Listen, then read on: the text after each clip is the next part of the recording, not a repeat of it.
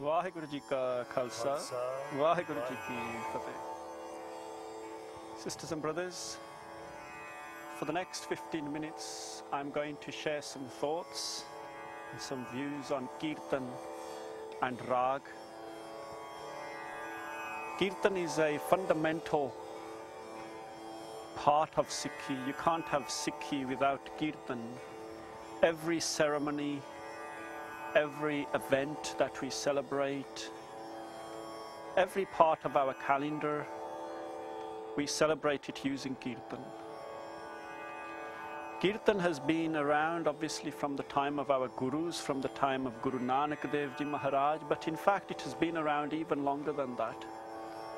From the time of Bhagats like Namdev, as far as South India, Bengal for instance, Chaitan, one of the Bengali saints, he did Kirtan. And Kirtan was used as a medium by Guru Nanak Dev Ji to relay the message that Guruji wanted to share with the Sikhs, to share with his disciples, to share with the public. Now at the time of Guru Nanak Dev Ji, Kirtan was done by Mardana, their disciple. He was a Muslim doom. Doom is like a class, a caste, a jat within the Muslim society of the time. He earned his living by singing. That was his living. And he played an instrument called a rabab. Very rare instrument. Today, very, very few people play it. And that is a music that he played. That is an instrument that he played. And we are told that Guru Nanak Dev Ji, twice a day, in the morning and in the evening, as a bare minimum, they did Kirtan. And they shared their Shabd through music with the Sikhs. As our itihas progressed, as our history progressed, during the time of Guru Arjan Dev, our fifth Guru, up till that point, the family of Mardana was still doing Kirtan. They were doing Kirtan in the Darbar of the Guru. So for instance, in the evenings, it would be Mardana's family that did Kirtan. In the time of Guru Arjan Dev, two people from the family of Mardana, by Satta and Balwanda, they became very arrogant, very egoistic, very proud. And one day they fell out with the Guru. It's a very long story. I won't tell you the whole story, but they fell out with the Guru, and the Guru was very unhappy with them. And in that one story, there are many lessons. One of those is that as a Kirtaniya, as someone who does Kirtan, you have to do amal on the words that you are singing, i.e. you have to live your life according to the words that you are singing. Otherwise you are a hypocrite. That's one lesson. And Bhai Satta and Balwanda became egoistic. They said to the Guru, for instance, at that point in time, they said that if it wasn't for our Mardana, nobody would know your Guru Nanak. It was our Mardana that made your Nanak, and in the same way, it is us that are making you. And that's the next lesson that we learn from this story, and that is that Kirtaniya should be very humble, should be enshrined in humility.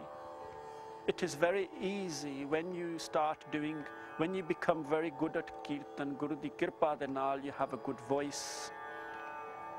The Shabds that you sing are very sweet. People start to respect you and acknowledge you. It is very easy to become egoistic.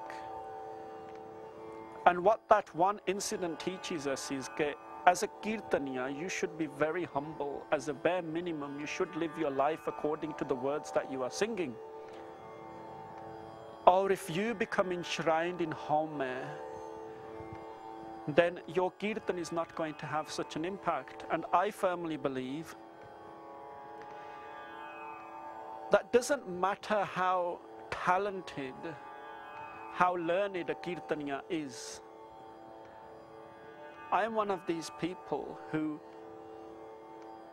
I would never say that such and such style of Kirtan is not Kirtan. For instance, I would never say that Rara style Kirtan, they sing Siddhiya Tarna, very simple Tarnas. They do Kirtan on a Tolki and Shene. You will have seen much of that Kirtan on the Sikh channel. Sant Ranjit Singh, they do the same kind of Kirtan. Sant Bhai Harjinder Singh Lallie, they've been on this channel many times, that all recordings have. I would never say that that isn't Kirtan. I would never for a moment suggest that the Akhand Kirtani Jatha style of Kirtan is not Kirtan. These are all different styles of Kirtan. And in their own way, they are right. But there is one thing that I will say that is wrong. And that is, if as a Kirtaniya you're not doing Amal on the Bani, then that is clearly wrong. And sometimes I have gone to Gurdwara where the Kirtan has been absolutely beautiful. It has been very simple. I mean, many times you will have seen us doing Kirtan here. We are all learning. We are students. We do not know how to do Kirtan, but you will see that they have many saj, they do it in complicated rags and complicated tals. But I've been to Gurdwara where the Kirtan is very simple, very simple. And yet the atmosphere, the feeling created by that Kirtan is indescribable. And I would say that is because the person who is doing Kirtan, they mean every word they say from their heart. And it is not their voice, it is not their bhaja or their tabla that's doing Kirtan, it's their soul that is singing. And is karke, doesn't matter what style of Kirtan it is, whether it is Rara style, Nanaksar style, Akhand Kirtani Jatha style, or Gurmat Sangeet style, which is the style that we do. As long as it's done from the heart, as long as it's done honestly, we should never do nindya of any style of Kirtan. Now, as time progressed, what I want to do today is give you a very brief overview of, it's almost like a 10-minute guide to Gurmat Sangeet. It's impossible to describe it within 10 minutes. We are preparing a series of programs with the Sikh channel to describe these instruments, to describe Gurmat Sangeet in a lot of detail, and within a month they'll start televising this. But within 10 minutes I'll try to describe the history of Gurmat Sangeet. As time progressed, after Guru Arjan Dev Ji's time, Guru Arjan Dev Maharaj, our 5th Guru, said that from now on our Sangat will do Kirtan. So from that point on, we have been doing Kirtan. We're not from the family of Mardana, you are not from the family of Mardana. The whole Sangat has been given an opportunity to do Kirtan. At that time, and for many years, at least until around 1905, the Kirtan was done on stringed instruments, on instruments like the Rabab, like the Taus, like the Saranda, like the Dilraba.